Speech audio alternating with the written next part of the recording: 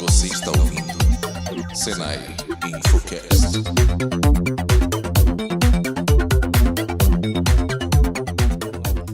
E aí pessoal, tudo bem? Estamos aqui com mais um episódio do Senai Infocast e essa semana a gente vai falar aqui sobre storytelling. E para falar desse assunto nós trouxemos uma grande especialista que, para quem tem boa memória e viveu os bons e belos anos 90, vai se lembrar dela pela voz. Estamos aqui com a Sherazade, do programa X-Tudo. X-Tudo, né, Raquel? Tudo. Que bonito! Boas lembranças. Raquel, conta um pouquinho quem é você, a Sherazade. Bom, em primeiro lugar, salam aleikum. Que bom, obrigada pelo convite, viu? Obrigada pelos elogios aí da especialista, né? Nossa, faz tanto tempo assim, anos 90. Não faz, eu ainda me lembro. Então, foi uma coisa muito gostosa que aconteceu para mim. Em 91 eles me chamaram para trabalhar lá. Na verdade, Sherazade é meu nome artístico, ele foi criado justamente quando eles me chamaram e pediram para eu criar uma personagem que contasse as histórias dos livros infanto-juvenis que iriam compor um quadro dentro desse programa, o X-Tudo, que nasceu para ser um metrópolis infantil. Assim, tinha vários quadros, vocês lembram, de experiências, de quadrinhos, e enfim, tinha uma verba sobrando lá do mundo da lua, né? E eles precisavam fazer alguma coisa com isso. O Gerson de Abreu, maravilhoso. Ele era contratado da casa, precisava trabalhar, enfim. E esse era um projeto de uma produtora, a Maísa Zakizuki, que tinha colocado lá uma ideia. E a coisa surgiu assim, meio como uma brincadeira gostosa do pessoal. Aí eu estava grávida de 9 meses quando eu fui conversar com eles. E eu pedi um tempo para pensar. Eu fui para casa, deitei, coloquei os pés para cima para descansar um pouquinho e caiu um raio na minha cabeça. Falou, vai agora. Eu falei, a Sherazade, mulher que conta histórias, só pode ser a Sherazade. Sherazade, para quem não sabe, é a contadora de histórias das Mil e Uma Noites. Ela que conta histórias para o sultão durante Mil e Uma Noites, é como assim a história que dá origem à série, sabe? E aí eu liguei para a TV Cultura e eu falei assim, eu já tenho ideia, é a Sherazade. E aí eu ouvi do outro lado assim, cri, cri. E aí você não sabia se eles tinham amado ou odiado, né? É Sherazade da onde? Eu falei, a contadora de histórias das Mil e Uma Noites. E aí eles disseram assim, aquele livro de sacanagem? Repertórios, não é mesmo? Mas e aí? O que a gente faz com uma mulher de árabe na frente do livro do Monteiro Lobato? Porque o nosso piloto é um livro do Monteiro Lobato. E eu falei, eu não sei. Não faço a menor ideia, desliguei o telefone. Se virem. Voltou para pensar. Não, eu fui cuidar da minha vida, eu falei, nossa, não deu certo, né? Perdi o trampo, enfim, não vai rolar. Acontece, fica para próxima. E aí fui ter minha filha. Mas eu me lembrei da Sherazade, porque o meu nome verdadeiro é Raquel Barsha. Barsha não é um nome árabe muito comum, mas os meus 4 avós são libaneses. Eles vieram de uma aldeia chamada Rishel Fahar, eles são cristãos lá no Líbano. E eu falo isso porque os nossos costumes dentro de casa, eles são sempre os mesmos. A maioria dos brasileiros, assim, tem pai português, mãe espanhola, o outro veio daqui, o outro veio dali, misturado. Índio, negro, é uma mistura maravilhosa, mas dentro da minha família, assim, eu nunca tive essa experiência. Então, o que a gente vive, e até hoje rola, até hoje acontece, 4 horas da tarde, lá na casa da minha avó, tem lá uma mesa sempre posta, o pessoal senta para tomar café, tem um potinho de coalhada, pão, e a mulherada começa a contar histórias na cozinha, entende? E tem essas histórias de mulheres que elas contam na cozinha e tem as histórias de homens. À noite eles sentam para discutir os grandes assuntos, entendeu? Os assuntos mais transcendentes, assim. E quando eu tinha 8 anos, a gente foi morar lá com a minha avó nessa casa antiga, muito alta, sabe? Aquelas janelas compridas de tábua de madeira, tal, um quintalzão cheio de árvore. E na frente tinha o Lojinha, né? O Lojinha. A Lojinha? Lojinha. E assim... O que vocês vendiam? Meu avô vendia arroz, feijão secos e molhados. Fumo de corda, essas coisas, né? E o que ele fazia era ir buscar a gente na escola. A gente voltava, sentava na varanda da casa da minha avó e pegava um prato de comida. E aí ele sentava com os livrões que ele tinha trazido do Líbano e que ele tinha mandado encadernar as obras completas de Shakespeare em árabe, as obras completas de Voltaire em árabe, Gibran em árabe. Você fala árabe? Eu falo o dialeto da minha família com mais facilidade, porque como eles são isolados, é difícil de eu entender outras coisas. Mas às vezes eu vou na 25 e eu entendo o que eles estão falando ali. Dá para negociar. Dá para negociar. E aí, o meu avô lia pra gente As Mil e Uma Noites. Eu era apaixonada pela Sherazade. Eu adorava aquelas histórias. E aí você viu a oportunidade de se transformar na sua personagem. Eu não pensava nisso na época. O que aconteceu foi que um dia meu avô subiu no telhado para varrer o telhado e tal. Ele caiu, se machucou e em 15 dias ele tinha falecido. Ele ficou muito doente, já tinha mais de 90 anos e ele se foi. E eu percebi que aquilo que a gente fazia tão gostoso assim na varanda, ele contava em árabe, traduzia para o português e depois ele fazia o que eu mais gostava, que era relacionar aquele trecho com a nossa vida. Que lindo, ele ficava discutindo isso com a gente, eu achava o máximo. E eu percebi que isso não ia acontecer mais. Mas eu não sabia exatamente o que eu faria com aquilo, eu gostaria de continuar conversando com as pessoas sobre esse assunto. Naquela época, eu com 18 anos, eu tenho 52 agora, não existia contação de histórias, não se falava essa palavra storytelling, nem pensar. Nossa, incentivo à leitura, imagina. Se você queria perder o afeto de um sobrinho, era só dar um livro para ele, né? Era o pior presente do mundo, assim. Então, eu entrei na faculdade de teatro, eu achava que eu queria ser atriz, mas o contador de histórias, ele se difere muito do ator, porque o ator trabalha dentro do palco. Existe uma coisa que a gente chama de quarta parede, que divide imaginariamente o palco da plateia. Então, olhar para a plateia é quase um pecado para o ator, ele não pode olhar para a câmera. Ele está dentro de um outro mundo, né? Do personagem mesmo. Ele tem que criar essa ilusão de que o mundo lá dentro é real. Agora, o contador de histórias não, ele rompe essa quarta parede, ele fala diretamente com o público. E esse talvez seja um dos segredinhos, né? Esse é um dos grandes segredos, porque o contador de histórias, ele tem que elaborar o próprio texto. É ele que vai criar o cenário, o personagem, a narrativa. Ele não tem os recursos do teatro. Até para ser verídico, até para ser mais verídico, ser mais palpável. O que faz com que ele seja verídico é quando ele acessa a própria verdade interior dele. Quem fala com o público tem que falar no que acredita. O resto é acessório, entendeu? Mas você tem que partir de uma verdade sua. Complicado, porque difícil, às vezes você tem que falar sobre coisas que você não acredita, porque você é obrigado.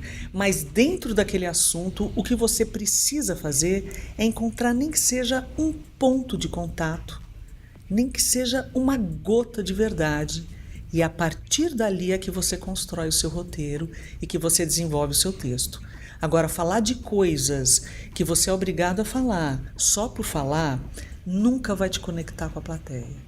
Ela sempre nunca vai te fica seguir. Parecendo que tem algo errado. A plateia né? enxerga tudo, né? A plateia enxerga se você está nervoso, se você está falando algo que você entende. A plateia está lá enxergando. E você se sente meio nu, né? Você está nu, porque você não pode criar artifícios. Como é que você vai ser verdadeiro se você criar artifícios que te separam da plateia? Não tem como. Você tem que se expor. E se a plateia ouvir você falando algo que ela não está vendo, ela vai saber que você está mentindo. Você tem que falar exatamente o que a plateia está vendo. Bom, então já temos nossa primeira dica desse Infocast, não é? Encontre sua verdade em qualquer coisa. Inclusive tem gente, sim, tem gente que fala assim: mas e se eu estiver nervoso, como é que eu disfarço? Você não disfarça? Você fala, gente, desculpa, eu tô nervoso, é uma emoção muito grande eu estar aqui hoje falando com vocês e tal. Obrigado pela oportunidade, se eu fizer alguma bobagem, me desculpem. A plateia vai te carregar no colo. Vai, Eles muito vão adorar. espontâneo, É muito né? espontâneo, eles vão adorar, eles vão confiar naquela pessoa que está lá na frente. Vão colar em quem fala que nem chiclete. Assim, Então, você estava colocando um pouco essa diferença entre o teatro e o que seria a contação de histórias, ou storytelling, né? Mas no teatro a gente tem outros elementos que compõem aquela história que está sendo passada, que é o cenário, é a interação entre os personagens. E alguém que está precisando contar uma história, se conectar com o teu público, entra nisso que você falou de você, como não tem esses recursos visuais complementares, você precisa de alguma maneira passar isso que você está enxergando, vendendo uma ideia para alguém, e você precisa acreditar muito naquilo. E você até citou que você pode ter que defender alguma coisa que não é bem aquilo que você acredita. às vezes rola. Mas né? às vezes acontece o contrário, de alguém que tem muita capacidade de falar sobre aquele assunto, mas ela não está conseguindo passar isso adiante, às vezes até por confiança, né? Eu até brinco às vezes aqui com os colegas que fale bobagem, mas fale com convicção. É verdade, Como que você é bom. acha que alguém que conhece o assunto, mas tem essa insegurança para passar, com o que isso está relacionado? E como Bom, que ela pode melhorar Sim, isso? a primeira coisa que as pessoas têm que ter em mente é que o palco, ele não funciona como a vida aqui fora. E o palco não é necessariamente um palco tradicional de um teatro. O palco pode ser uma mesa de reunião. Por exemplo, agora eu estou falando e essa nossa mesa, ela está disposta de uma forma em que vocês estão olhando para mim, portanto vocês são os meus ouvintes, e onde eu estiver, a minha cadeira agora, no caso, ela é o meu palco. Se você estiver andando num corredor conversando com uma pessoa, o lugar onde você está se colocando e andando é o seu palco.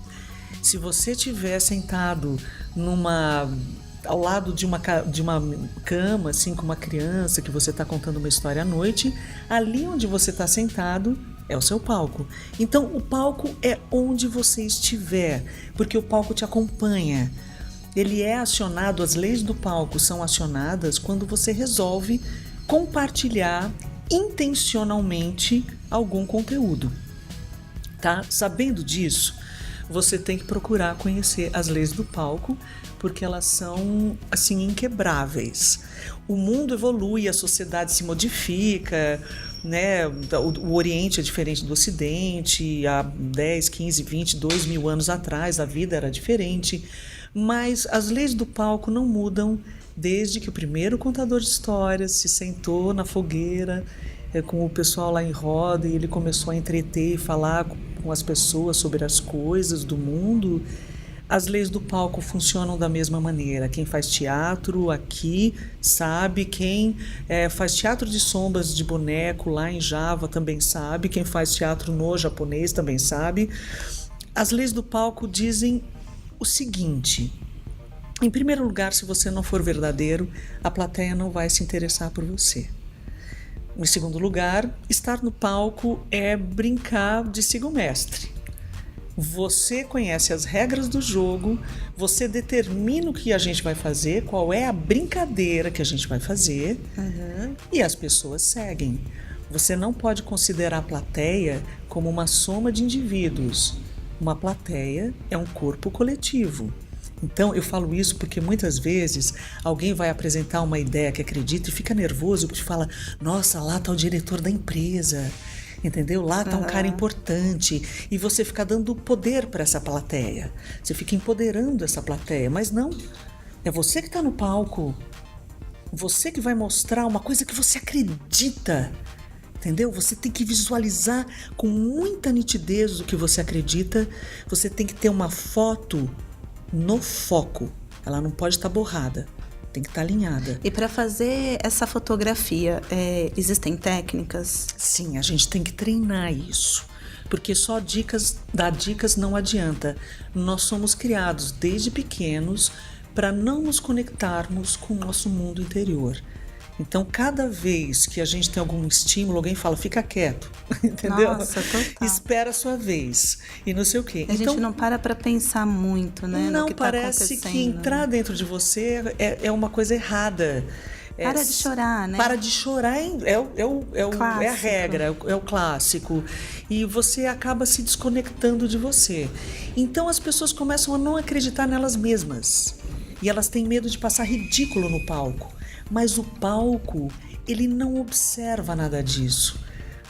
Eu aconselho, inclusive, ninguém gravar nada, não fica gravando, nem se olhando no espelho, porque ninguém gosta de si mesmo, ninguém gosta da sua imagem, ninguém gosta da sua voz, mas os outros não prestam atenção nisso. Se você entrar no palco com aquela imagem afinada, se você entrar no palco para brincar e se divertir, se você entrar no palco falando do que você acredita, o palco te abençoa, tudo dá certo para você, as pessoas colam em você, elas adoram, elas querem mais, entendeu? Independente de ter gente importante ou não na plateia. Plateias sempre são crianças de 4 anos no circo, olhando assim, admiradas porque elas estão vendo. Brincar é muito importante. Em inglês, o verbo to play é brincar, ele significa jogar, ele significa interpretar, ele significa também tocar um instrumento. E isso é fazer essa festa no palco e se divertir. Você tem que se divertir como uma criança focada numa brincadeira. Sabe quando você era criança? Que você fazia aquela coisa que você mais gostava, entendeu? Que era, sei lá, pegar o Lego e ficar horas montando aquelas casinhas, aquelas coisinhas. Parecia que o mundo desaparecia em volta de você. Quando você está no palco é assim. A gente vai fazer uma brincadeira e o mundo some lá fora. E, Sherazade, acho que você comentou, né? Por mais que os anos passem, né?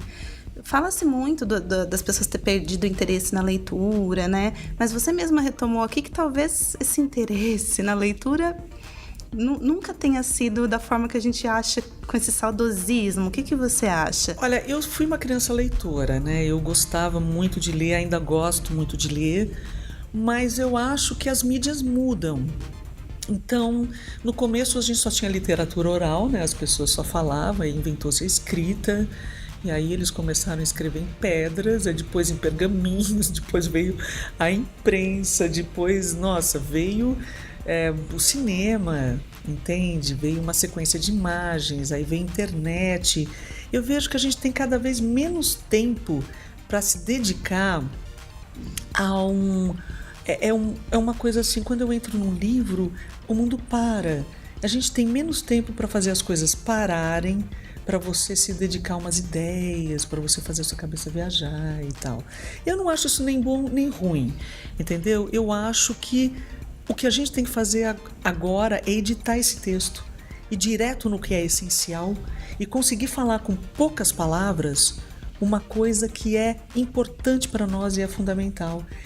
Então a gente tem que modificar a nossa maneira de contar histórias. Sim. Porque contar histórias é tudo. Eu não sei se a gente está falando aqui de histórias, as pessoas estão pensando em contos de fadas e tal, né? Mas tudo é história.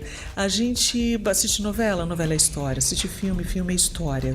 A gente fala em história o tempo todo, né? Se você chega de manhã num lugar, você fala, nossa, estacionei o carro aqui, não sei o que. Ontem eu jantei, eu saí. Eu cheguei aqui, você não falou, eu fui no japonês, tal, não sei o que. A gente tá sempre falando as coisas em começo, meio e fim o tempo todo.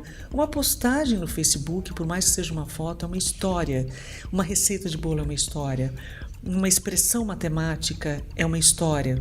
A gente não consegue falar de coisas abstratas. A gente precisa falar de coisas que estão puxadas assim num fio com começo, meio e fim. Você não consegue explicar matemática para uma criança, tipo 2 mais 2 é 4. Você vai ter que falar, Joãozinho tinha 2 laranjas. Aí ele foi andando na rua, encontrou mais 2 laranjas, ele ficou com 4 laranjas. Aí ele começa a entender. Então nós precisamos colocar tudo no tempo, no espaço, com começo, meio e fim, para tirar esses blocos de pensamento da nossa cabeça e conseguir estabelecermos um contato, uma conexão com o outro. Se eu contar alguma coisa para você em forma de história, como eu acabei de contar da minha infância, como eu contei como é que foi na TV Cultura e tal, você começa a fazer uma ideia de quem eu sou, o que eu penso, como eu falo. Nós precisamos desse fio da meada. Então, história é absolutamente tudo. Agora, a gente precisa adaptar essa nossa necessidade de contato, de conexão, ao ritmo da nossa vida, à mídia que a gente está usando. Não adianta xingar a internet. Eu acho a internet o máximo, entendeu?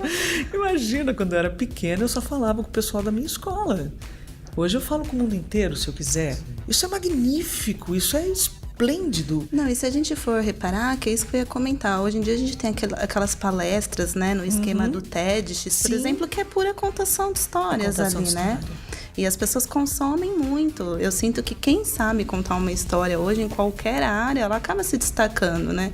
Inclusive pessoas até que às vezes não são tecnicamente referência, mas que se sabem se colocar no palco, né, de uma forma consistente, essas pessoas acabam movendo multidões mesmo, né? Isso acontece. Como a gente estava falando aqui, as pessoas não compram projetos, as pessoas não compram ideias, as pessoas compram pessoas.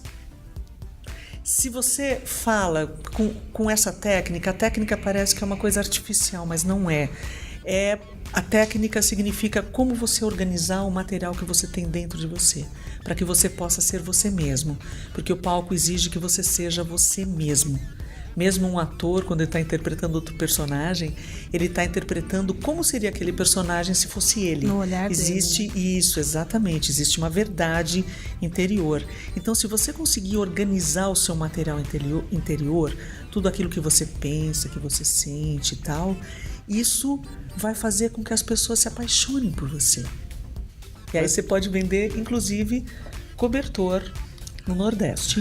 Você pode vender picolé do Polo Norte. Mas, Sherazade, eu fiquei aqui com uma dúvida sobre esse formato de história, porque você citou exemplos onde esse processo de você apresentar alguma história ser um processo, digamos assim, contínuo. As pessoas estão ali te assistindo.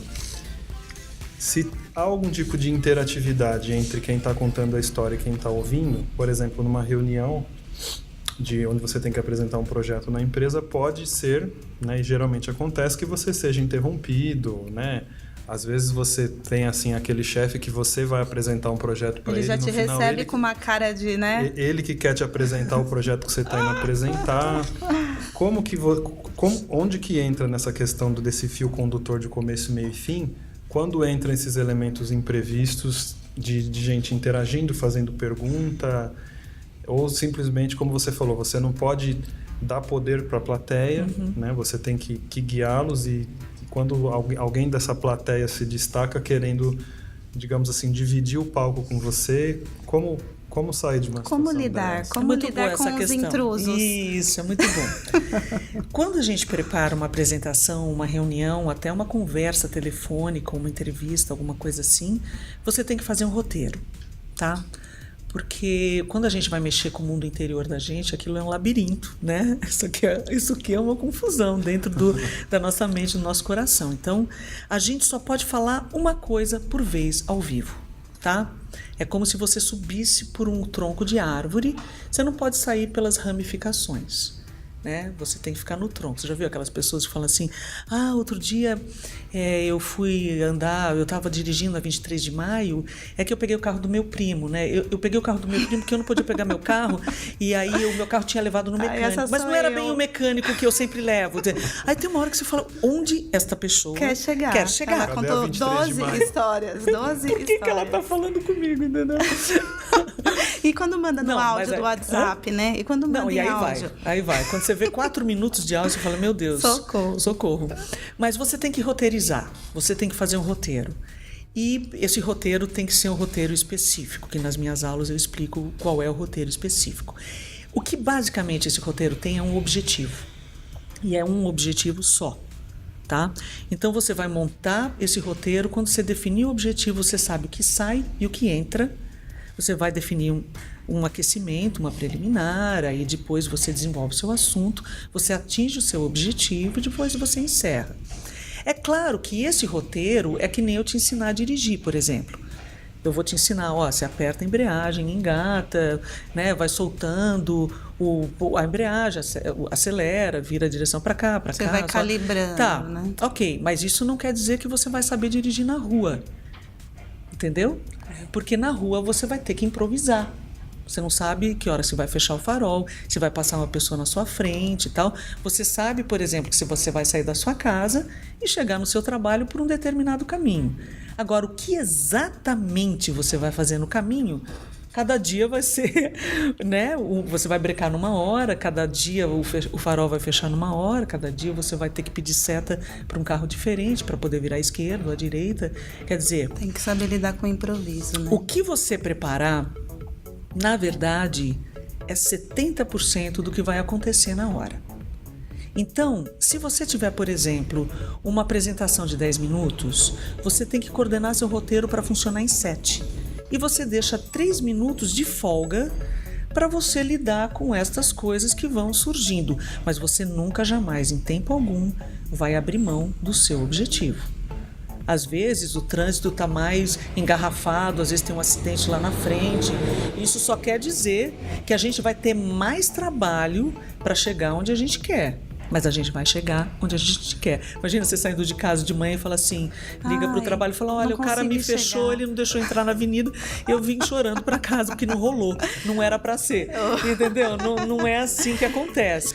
Quando vocês forem falar, antes de começar, vocês têm que fazer os combinados, que são as preliminares das introduções. Eu vou falar, depois eu abro para perguntas, entendeu? Ou quem quiser pode fazer perguntas no meio, as pessoas mais seguras, elas podem deixar as perguntas serem feitas no meio. Quem não está tão seguro ou achar que é melhor desenvolver primeiro o assunto, deixa as perguntas para depois e ainda fala, eu vou responder o que eu souber, o que eu não souber, eu vou anotar o nome, as pessoas e tal, e vou procurar as respostas depois, respondo em tanto tempo depois. Então esse combinado é importante para as pessoas perceberem que você está no controle, para as pessoas perceberem que esse jogo tem regras. A gente precisa estabelecer as regras do game que a gente vai começar. E quem está liderando isso sabe o futuro, sabe as regras. Então a gente impõe e faz eles cumprirem. Plateia segue fácil, viu? Essa proporção de 70% do tempo, você reservar 30% para os imprevistos, ela também funciona para uma aula? Sim, pode. Se você tiver, imagina uma aula de 60 minutos, né? 30% dá 18, então vamos dizer que você tem 20 minutos de folga e você tem 40 para expor o que você quiser. Quando a gente está no palco, o tempo incha, né? Ele incha. Quem tem o tempo muito justinho nunca consegue fazer no tempo, já repararam? Nunca dá. Inclusive, quando você vai fazer o roteiro de uma atividade no dia inteiro, você põe o coffee break às 10h15 até 10h30, não sei o que, não dá certo. Porque as coisas sempre incham. Então, independente da aula de 4 horas, da aula de 1 hora, o professor tem que entrar com um objetivo, eu vou atingir este objetivo. A classe pode ser mais fácil, mais difícil naquele dia, as pessoas mudam, inclusive você pode estar falando sempre com o mesmo grupo de alunos, mas num dia eles são uma coisa, no outro dia eles são outra, num dia o professor é uma coisa, no outro dia ele é outra, a nossa energia ela muda e a combinação da hora a gente nunca sabe qual é. Às vezes as pessoas falam assim, eu vou falar com adolescentes de tal a tal idade. Tudo bem, isso orienta a gente no roteiro, mas você não sabe se eles vão estar agitados no dia, se eles vão estar mais quietos, cansados. Às vezes as pessoas estão cansadas. E às vezes tem um líder que destoa ali, né? E acaba levando todo mundo junto para uma energia, né? E aí você vai ter que lidar com essas situações. Então você tem que ter folgas, porque você não sabe exatamente o que você vai fazer e isso você só vai saber na hora. Sherazade, você tem um modelinho, né, que você ensina como contar histórias e que a gente já aplicou, inclusive, aqui, que funciona muito, inclusive para fazer roteiros de reuniões, roteiros de vídeo. Esse roteirinho, ele tem uma lógica? Por que as pessoas se sentem à vontade em ouvir histórias seguindo este modelinho?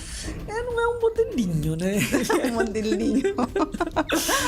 Ele é, na verdade, é como a vida funciona. Então eu vou falar para vocês. A gente faz um desenho, a gente tem uma representação gráfica, mas basicamente esse modelo, esse roteiro, ele segue esta sequência. Prestem atenção. Preliminares, desenvolvimento, que pode ser dividido em 3 partes, 2 partes, 4 partes. 3 partes é o ideal. Então a gente tem preliminares, desenvolvimento, clímax e relaxamento.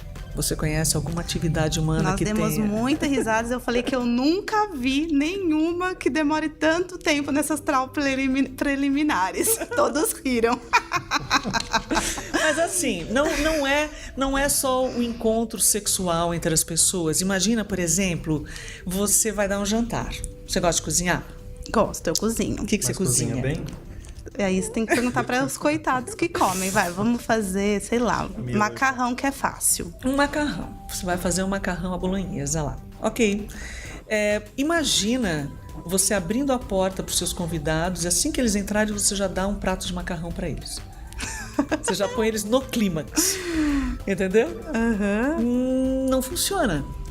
Né? Você vai ter que convidá-los a se sentar, vai servir alguns petiscos, alguma bebidinha, a conversa vai começar a engatar, você vai apresentar uma pessoa a outra, se eles não se conhecerem, botar uma musiquinha e tal.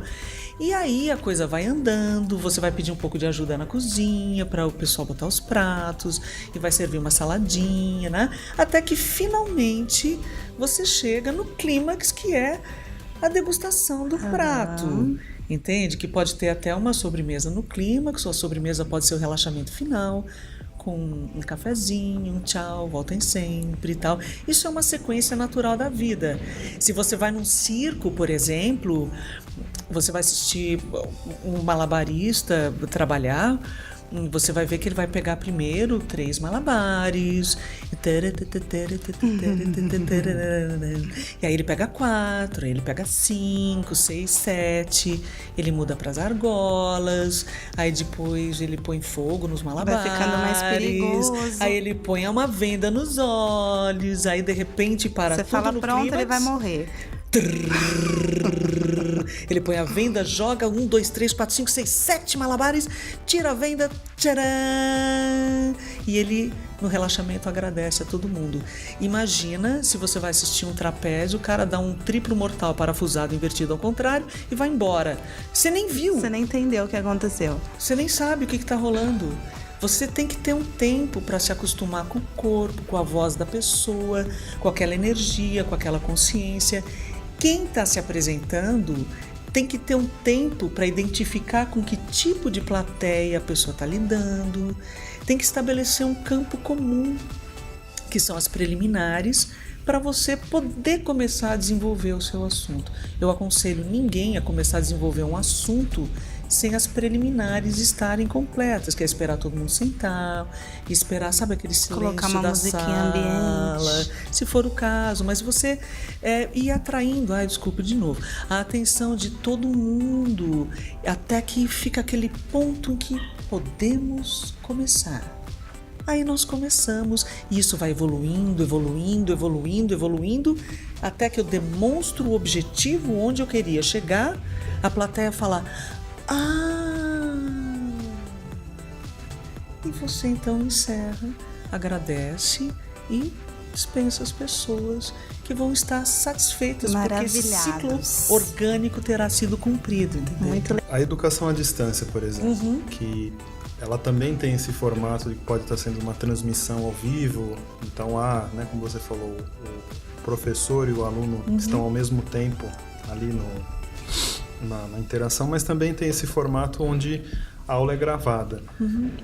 O professor que está gravando uma aula que vai ser assistida depois, essas técnicas do storytelling, até que ponto elas continuam valendo para esse formato?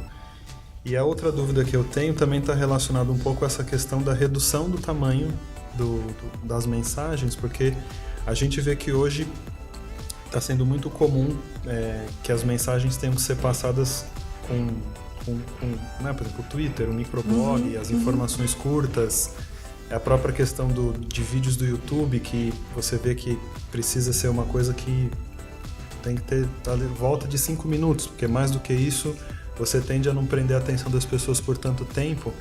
Então, como que essas técnicas de contar a história podem ajudar esse outro formato de uma comunicação que não está acontecendo em tempo real com a pessoa? Tá, então nós falamos de coisa. Bastante coisa, né? Vamos repetir, vamos repartir. Vamos como repartir dizia as Jack, o dúvidas. Estripador, vamos por partes. Primeiro, vamos saber dos microvídeos, né?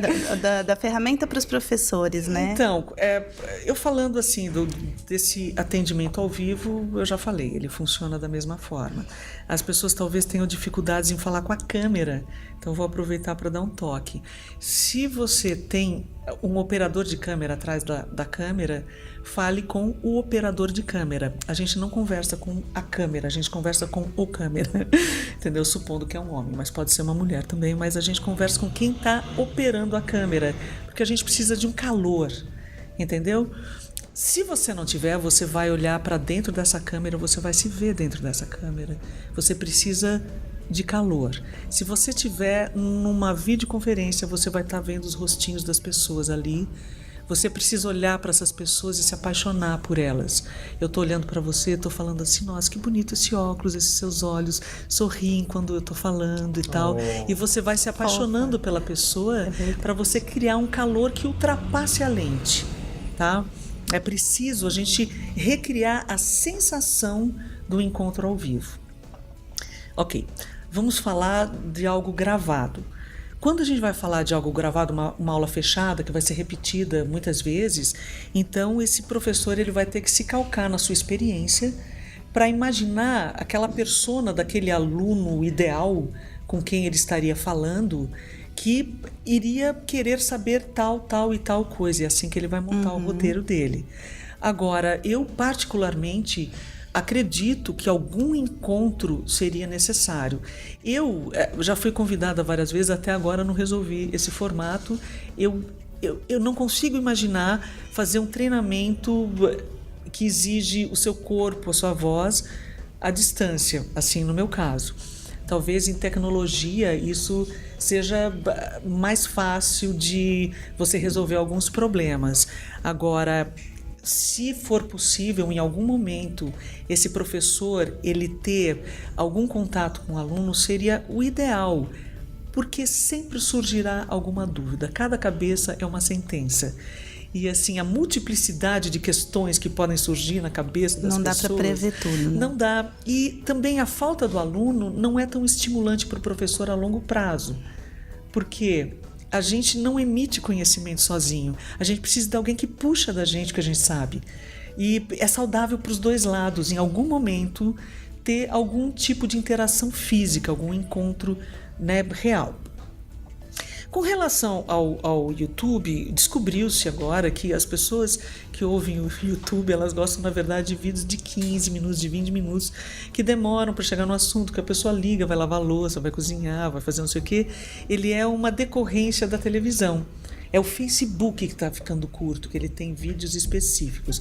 Se você colocar um link do YouTube no Facebook, não vai dar view nenhum. Porque o Facebook corta a gente, é verdade. Eles cortam. Então eles querem vídeos de 5 minutos que são rapidinhos, que você vai lá na timeline, vai olhando e, né, de preferência com legenda, porque se você não precisa ligar o som, não puder, eventualmente, você já vai sabendo do que se trata e tal, alguma coisa assim.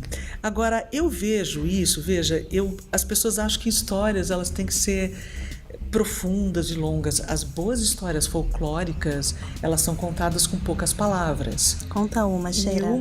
E uma qualidade do contador de histórias é encontrar as palavras mágicas, as palavras essenciais que vão levar direto para o entendimento, vão levar o ouvinte direto para o entendimento. Então, você encontrar essas mensagens, como fazer essas mensagens de forma mais curta, eu não acho que é reduzir nem cortar. O que vai nos dar é mais trabalho para que a gente encontre a essência do que a gente quer dizer e encontre as palavras mágicas, as palavras certas que são absolutamente necessárias para que a mensagem chegue. Mas eu acho que essa discussão dos vídeos curtos, textos curtos, eu acho também que não é uma realidade. O que acontece hoje é que, como a gente tem muito conteúdo, você precisa realmente ser muito relevante para ter a audiência das pessoas. E eu acho que as pessoas têm essa dificuldade de ser relevante, né? Porque então, você tem que chegar na essência. Você tem que chegar na essência. Agora, você vai fazer um vídeo de 5 minutos, ou de 30, ou de 1 hora. E às vezes textão também no Facebook, às vezes funciona pega. muito, eu falo, funciona muito. Eu acho que as pessoas querem sim ler, consumir coisas mais extensas, desde que as interessem. O que acontece é que hoje em dia tem muita gente falando e muitas coisas que não estão interessando a ninguém. E aí, nesse ponto, a gente acaba entendendo que as pessoas não querem mais ouvir. Eu ainda não acredito que seja muito assim. E o que você acha que as pessoas precisam fazer para se tornarem relevantes? Eu acho que dentro disso que você falou das verdades, né? Pelo menos a gente tem aqui uma certa experiência com redes sociais e é muito difícil você criar os tais virais, né? A gente até fez um podcast só falando sobre isso. É muito difícil, porque você realmente se conectar com o outro e, no nosso caso, que nós estamos levando o nome de uma instituição, nem sempre, inclusive, a gente consegue ter esse link. Só que a gente tem que procurar esse link, e é o mais difícil, e quando a gente encontrar, a gente ganhou na loteria, né? Mais ou menos isso. Eu acho que você criar intencionalmente um viral é muito difícil, porque ele é uma bênção dos deuses, né? Uma hora você ganha na loteria e vai. Tem que fazer muito. É muito. Acho que fazer o tempo todo. Erro. Tem que fazer o tempo todo. Não é no primeiro tiro. Não é todo cantor ou compositor que vai falar, eu vou compor um sucesso. Entendeu? Ele tem que fazer muito. Você tem que fazer muito e trabalhar sua arte, encontrando sua essência. Mas ao mesmo tempo, processo, né? Me parece que as pessoas estão também nessa problemática agora, né? De se encontrar, de se observar. Acho que daqui uns 20 anos, talvez a gente tenha uma outra percepção disso tudo, que a gente tem até outras formas de educar hoje, né? Que se discute muito em relação às crianças, que antes era tudo na imposição, né? Tinha toda uma questão da violência que era naturalizada, que hoje não é mais. Então, talvez daqui a uns 20 anos a gente vai conseguir ter pessoas trazendo as suas verdades, né, com mais facilidade. Eu concordo muito com você. As pessoas estão eliminando tudo que não é essencial. A ideia é a gente ficar com o que a gente realmente precisa, entendeu? O que realmente funciona, o que realmente é importante. E o resto que não é, só está dando trabalho, só está criando lixo, né, para a sociedade, poluição e distração, enfim, concordo. Estamos num processo. Eu acho que isso é que vai deixar muita gente em desespero, né? Porque a partir do momento que você tira o essencial, aliás, que você tira o que supérfluo, não é o supérfluo para ficar o essencial, pode ser que não sobre nada, né? Elas podem descobrir que elas viviam de ilusões. Muito legal. Estou aqui hipnotizada por Sherazade. Mas você quer uma história, né? Mas eu quero uma história. Não vou terminar sem a minha história. Deixa eu ver, eu vou contar uma história sobre histórias, então. Sobre essa coisa que a gente discutiu da verdade e tal. Um dia, uma mulher, assim, muito simplesinha, chegou numa cidade e ela tinha fome, ela tinha sede. E ela foi até uma casa que tinha lá na praça e bateu na porta da casa. Alguém atendeu, olhou para ela e falou: o que você quer? Falou: eu tô com fome, eu tenho sede, você poderia me receber, me ajudar, me dar um prato de comida? E a pessoa falou: não tenho, e bateu a porta na cara dela. Aí ela foi na casa do lado e bateu lá na porta. Alguém olhou pela janela e não gostou da cara da mulher e nem abriu a porta. E assim ela foi seguindo durante o dia, até que no final do dia ela sentou na praça e ficou muito triste, porque aquela cidade não tinha recebido ela. E ela tinha fome, e ela estava cansada, e ela tinha sede. E ela viu que dentro das casas as luzes começaram a se acender. Já estava chegando a noite. E um rapaz com uma capa muito colorida veio andando pela praça e bateu naquela primeira casa. E as pessoas abriram a porta e receberam ele. E ela podia ouvir o barulho de festa, as pessoas rindo, as pessoas cantando, o barulho de copos de talheres lá dentro. Ela ficou olhando, ele saiu de lá. Ele entrou na segunda casa, porque as pessoas abriram a porta simplesmente para ele. Ele não precisou fazer nada. E ele entrou e ela pôde ouvir o barulho da festa, e assim ele foi andando pelas casas da praça até quase o dia amanhecer. E ela lá sentadinha olhando. No final dessa noite, ele saiu da última casa e veio andando todo contente pela praça e viu aquela senhora sentada ali. E ele falou assim: nossa, vó, o que a senhora está fazendo aqui? Ela falou: eu queria que alguém me recebesse. Eu queria que alguém abrisse a porta para mim e me desse de comer, de beber, que me alimentasse e fizesse pelo menos um pouquinho da festa que eles fazem para você. E ele perguntou para ela: como a senhora se chama? Ela disse: meu nome é Verdade. E o seu? Ele disse: meu nome é Conto. Mas não se preocupe, porque eles me recebem, mas eles logo se esquecem de mim. Eles nem se lembram do meu rosto, do que eu sou, do que eu falei. Eu vou fazer o seguinte: de hoje em diante, a senhora vem comigo. E ele levantou a capa, abraçou ela e eles saíram juntos pela vida, visitando as pessoas em suas casas. É por isso que hoje em dia a gente diz que a verdade tem que ficar sempre junto do conto, porque ela sozinha, ela não atrai muito a gente, ela não é muito sedutora. Mas o conto também, sem o peso da verdade, ele não fica dentro do nosso coração. E é assim que surgiram as histórias no mundo. Que lindo! Pode bater palma? Pode? No microfone? Muito legal, Sheila. Muito obrigada pela sua presença. Muito linda. Nossa, obrigada a vocês. Eu sempre agradeço a oportunidade de poder falar dessas coisas que são tão importantes para mim. E é bom que as pessoas tirem da gente o que a gente sabe e nos deem essa oportunidade de exercitar isso. Eu espero de coração que tenha ajudado alguém que esteja ouvindo a gente, ou mesmo vocês, a perceber as coisas de uma outra forma, quem sabe, né? Que tenha amenizado algumas dúvidas ou dado alguns caminhos. Eu é que agradeço, muito obrigada. Sem dúvida foi uma experiência muito boa, né? Eu já tinha conhecido você no curso que eu fiz Sim. contigo, e eu vivo falando aqui para o pessoal da equipe que a gente precisa trazer um pouco dessa tua experiência e sabedoria aqui para nossa equipe. Então acho que o podcast já foi um primeiro passo, que o pessoal vai poder aprender bastante coisa. Obrigado. Que bom, fico feliz. Obrigada. Estou à disposição. Obrigada mesmo. E é isso aí, a gente está encerrando mais um Infocast. Se inscreva no nosso canal. Se inscreva no nosso canal, comente. Comente se mudamos sua vida hoje. Diz aí o que vocês acharam dessa contação de histórias e como que isso se aplica na sua vida pessoal, profissional. Né? E até a próxima. E até a próxima. Salam aleikum.